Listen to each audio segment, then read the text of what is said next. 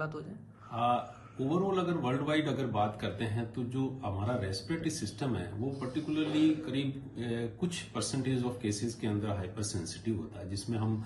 आमतौर पर लेमैन को समझाने के लिए छुई मुई के पौधे का एक एग्जांपल देते हैं, जिसके अंदर जैसे ही हम छुई मुई के पौधे को थोड़ा सा भी अगर टच करते हैं तो वो एकदम रिलैक्स होकर वो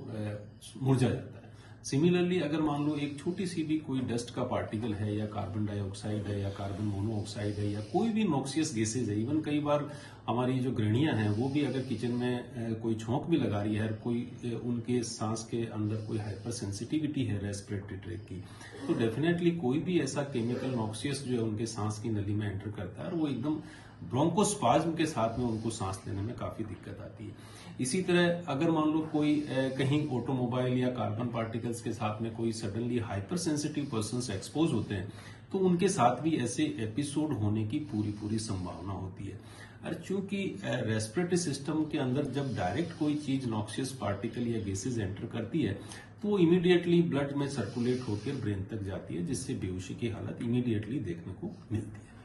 इमीडिएटली अगर मान लो कहीं कोई ऐसा एपिसोड हो जाता है तो सबसे पहला इमीडिएट स्टेप यही होता है कि जो भी अफेक्टेड पर्सन है उसको उस सोर्स से इमीडिएटली हमें दूर करना होता है। इमीडिएटली उसको तुरंत जो है उसके वाइटल्स अगर कोई सुविधा उपलब्ध है तो उसका ऑक्सीजन लेवल है, उसका बीपी है, वो सारी चीजें इंश्योर करनी चाहिए। और प्राइमरी कहीं पर भी कोई एड मिलता है तो उसको तुरंत लेके और चिकित्सक की सलाह के साथ में अगर कहीं प्राइमरी ट्रीटमेंट के बाद भी कोई ट्रीटमेंट की आवश्यकता होती है तो तुरंत जो है टर्सी लेवल की सुविधा जो हमारे स्तर पर उपलब्ध है उसका उपयोग करना।